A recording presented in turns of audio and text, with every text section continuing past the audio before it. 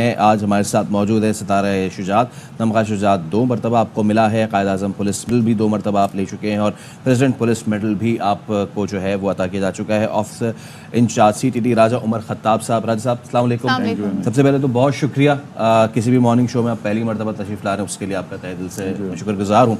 कराची, शहर कराची पूरा रमज़ान हमने देखा, हम अपने शो के तवस्सुत से रोज़ाना लोगों को ये बता रहे थे कि आज फिर कोई एक बच्चा मर गया है, आज फिर कोई मज़ामत पे एक मारा जा चुका है। अब ये चीज़ सीरियस इतनी होती जा रही है कि इसमें सेक्टेरियन वायलेंस भी सामने आती जा रही है। मैं चाहूँगा इस पर थोड़ी सी हमारी रहनुमाई फरमाएं कि क्या इसके पीछे महरक़ात हैं। जी बहुत शुक्रिया। एक्चुअली पिछले चंद माह के अंदर ख़ासतौर सितंबर से लेके फरवरी तक जब टारगेटिंग बहुत ज़्यादा होगी, बहुत पैनिक था शहर के अंदर, तो उस पर CTD का एक काम है को हम हर किसी को देखते हैं कि इसके अंदर कोई नया एलिमेंट तो नहीं है। तो इस दौरान मैंने इंकशाफ होना शुरू हुआ कि कुछ ऐसे भी मर्डर्स हुए हैं बीच में जिनका सेक्टर अपना स्ट्रीट क्राइम से वास्ता नहीं था, लेकिन उनको भी स्ट्रीट क्राइम के तरह देखा गया। तो उसमें फिर हमने फॉरेंसिक की मदद ली, फिर हम जियो फेंसिंग ली, फिर जो लोग इसमें टारगेट हुए उनको हमने देखा कि इनका आपस में क्या लिंक हो सकता है। मिसाल तौर पर एक बेकरी वाला मारा गया, फिर एक PCO वाला मारा गया, कुछ हो, तो उसमें देखा हमें एक मजहबी एलिमेंट नज़र आ रहा था। तो जब हमने फॉरेंसिक की तो उसमें इंकशाफ हुआ कि एक ऐसा ग्रुप है जो इसमें सेक्टेरियन कार्रवाइयाँ कर रहा है। तो तकरीबन 17 केसेस हुए 21 फरवरी तक, सितंबर 2023 से लेके 21 फरवरी 2024 तक नहीं 17 किलिंग हुई थी। उस पर फिर पीछे काफ़ी वर्किंग के बाद अंदाज़ा हो गया कि इसमें एक सेक्टेरियन ग्रुप है जो ये काम कर रहा है, उसके पास फंड भी है, उसके पास मोटरसाइकिल भी है, लड़के भी हैं। लेकिन एकदम इसमें जब खामोशी छा गई तो हमने देखा कि शायद लड़के रूपोश हो गए या कोई हो गए।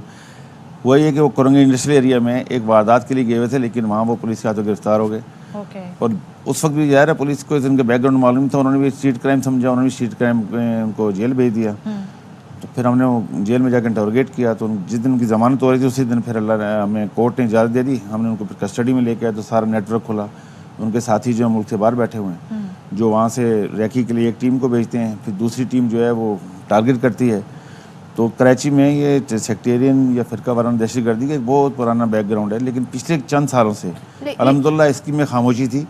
तो इसको रोकने से ये हुआ है कि दोनों तरफ से जो सेक्टेरियन हुआ वो खत्म हुआ। इसका मकसद क्या है कि सेक्टेरियन वायलेंस को वो स्ट्रीट क्राइम का रंग क्यों देने की कोशिश कर रहे थे? क्या इससे कुछ उन पे कम दफात लगती या कुछ ऐसे सज़ा कम मिलती, क्या होता? देखें, पहले तो ये समझने की जरूरत है हमें कि हम वो ये कर रहे थे या नहीं कर रहे थे, लेकिन एक वबा फैली हुई थी कि तमाम लोग स्ट्रीट क्राइम ही मारे जा रहे हैं। अगर हम इसको स्ट्रीट क्राइम ही समझते और उसी तरह इसको लाइट ले लेते कि चलो ये स्ट्रीट क्राइम में मुलज़िम है, मज़ामत पे या खौफ में उसने गोली चला दी है, तो शायद ये सेक्टेरियन इतनी ज़्यादा बढ़ जाती है कि हम स्ट्रीट क्राइम को भूल जाते हैं और ये दोनों तरफ से टिट फॉर टैट वाला फार्मूला चलता और ये काम मामला तो होता।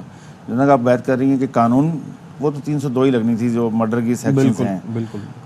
अब वो इसके ज़रूरी नहीं होती जो सेक्शन FIR में लगी है वो वही आखिरी वक्त तक चलेगी। आप उसकी सेक्शन चेंज भी होती है, ऐड भी होती है, सब्जेक्ट भी होती है, निकाल भी सकते हैं, डाल भी सकते हैं उसके अंदर। तो उससे ये हुआ कम अज़ कम कि जो सेक्टेरियन किलिंग थी वो दूसरी साइड से शुरू नहीं हो सकी और इनका नेटवर्क टूट गया। और इस सेक्टेरियन किलिंग में हमारे बड़े बड़े उलमा, स्कॉलर्स, डॉक्टर्स, सर्जन्स, ये जो है माजी में बहुत ज़्यादा इसका निशाना बने, तो ये एक अच्छा क्रेडिट था जो CTD ने इसको। अच्छा राजा साहब, हम देख रहे हैं वैसे जैसे मैंने रमज़ान को रेफ़र किया, रमज़ान से लेकर ईद तक भी मतलब कि हमें ख़ुद बताते हुए तकलीफ़ हो रही थी कि आज फिर एक दिन में दो इस तरीके से चीज़ें हो रही थी। पिछले एक महीने से हम देख रहे हैं कि इसमें कमी वाक़ई हुई है। कमी वाक़ई हुई है या ख़बरें हम तक कब पहुँच रही हैं, क्या बताएंगे सर? दोनों बातें ठीक हैं, लेकिन अगर आप पिछले कई सालों का डाटा उठा के देखेंगे ना तो रमज़ान में जितना रमज़ान का पीरियड ख़त्म हो रहा था क्राइम में इजाफा होता है, लेकिन इस दफ़ा बहुत ज़्यादा हुआ। ईद के दिनों में स्ट्रीट क्राइम बढ़ता है और बाज़ औक़ात जिस तरह मुहर्रम से पहले सेक्टेरियन किलिंग बढ़ती है, रमज़ान से पहले कुछ बढ़ती है, तो इसके सब के पीछे एक फंड रेजिंग और पैसे की चक्कर होता है सारा। बिल्कुल ठीक बात है कि स्ट्रीट क्राइम में कमी हुई है। इसमें हमारे आई साहब ने 2-3 स्टेप बड़े सॉलिड लिए हैं, ख़ासतौर पे वेपन की ट्रैफिकिंग में जब उन्होंने कंट्रोल करवाया तो उसमें काफ़ी हद तक रुकावट आई है, फॉरेंसिक की वजह से आई है। फिर अभी एक ऐसा उन्होंने काम किया कि जितना भी कराची से चोरी का मोटरसाइकिल, गाड़ियाँ, पार्ट्स, जो भी चीज़ होती थी वो जिस माफिया को बेची जाती थी ना, वहाँ से क्रैक डाउन किया है। तो जब ये वहाँ परचेजिंग नहीं हो रही है तो ये चोरी भी नहीं हो रही है। तो इसमें 30% के करीब कह रहे हैं कि रेशो जो है गिरा है स्ट्रीट क्राइम का भी और ख़ासतौर पर मोटरसाइकिल और गाड़ी की स्नैचिंग का। लेकिन अब बड़ी ईद आ रही है और जैसे कि बयानात भी आए हुकूमती सतह पर, वज़ीर दाखिला वो कह रहे हैं जी एक्टिविटी होती है, मुआशी एक्टिविटी होती है, जैसे ईद का त्यौहार है तो इस तरह से तो क्राइम रेट बढ़ जाता है। लेकिन अब बड़ी ईद पे तो लोगों के पास लाखों रुपए रकम होती है, जानवर ख़रीदना होता है, जगह जगह मंडी लगी होती है, तो व्यापारियों के पास भी पैसे होते हैं, तो उसके लिए क्या मैकेनिज्म है? क्या यहाँ भी एक रीज़न ना दे दिया जाए? पिछले साल तो राजा साहब बाकायदा लोगों ने जाने से वीडियोस बना के मना किया था कि भाई खुदा का वास्ता मंडी ना हो। लेके जा रहे थे। हाँ, सिक्योरिटी गार्ड लेके आ रहे थे। तो इस बार क्या फिर हम एक्सपेक्ट कर सकते हैं? देखें, इसमें दो तीन चीज़, ये लोकल कराची पुलिस है, जो भी लोकल पुलिस इसकी जुडिक्शन में चीज़ आती है वो मैक्सिमम अपने वो ज़रा इंतजाम करने की कोशिश तो करते हैं, लेकिन ये हर साल होता है। जब भी ये मंडियाँ लगती हैं तो उस वक्त लोगों के पास कैश भी होता है, वो बेचने वाले के पास भी होता है, लेने वाले के पास भी होता है। तो वहाँ जिस एरिया में वो मंडी लगी है तो उसमें तो नहीं होता, लेकिन आते जाते रास्ते में यकीनन कोई ना कोई ऐसी होती हैं वारदातें। तो उसके लिए पेट्रोलिंग भी हो सकती है, में इजाफा किया गया होगा। ये सब इसमें काफ़ी सीरियस स्टेप ले रहे हैं, मीटिंग वगैरह भी हुई है इसमें, देखें क्या होता है। अच्छा, आपका बड़ा एक्सपीरियंस है, आपको पता है पिछले दिनों आपने बताया भी था कि किस तरीके से असलहे को जो है ट्रांसपोर्टेशन होती है, कौन से रूट्स इस्तेमाल होते हैं, कौन सी गाड़ियाँ इस्तेमाल होती हैं। हमारे यहाँ जो एक सबसे बड़ा मसला बना हुआ है, कच्चे के इलाके में जो डाकू हैं उनके पास जदीद हथियार हैं और वो फिर हाईवे पे भी आ जाते हैं, कच्चे के इलाके में भी चले जाते हैं। तो ये उन तक पहुँचता कैसे? ये रूट्स वो कौन से इस्तेमाल कर रहे हैं? देखिए, दोनों ये कराची में बेसिकली मेरा कराची में ज़्यादा सर्विस रही है मेरी।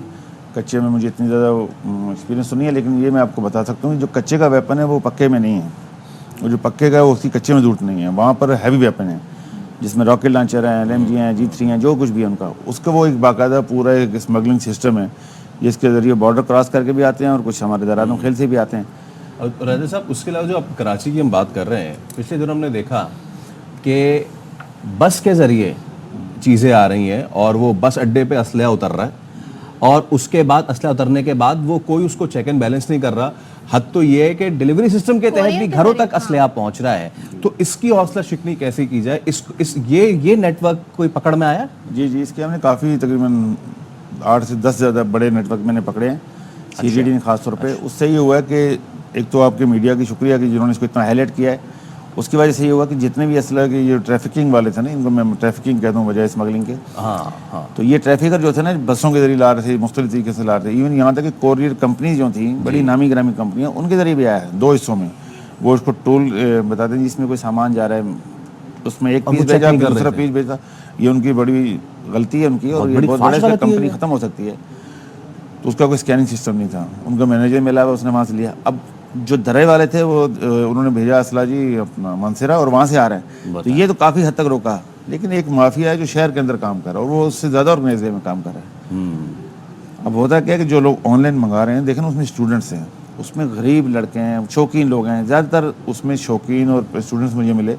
अगर एक बच्चे का वेपन अगर पकड़ा जाए और वो बंद हो जाए, उसका फ्यूचर ख़राब है। ये बात तो है, ये बात तो जो शहर में चल रहा है सिस्टम, वो बहुत ज़्यादा ख़तरनाक है। यहाँ असला डीलर्स हैं, वो माफिया एक्चुअल।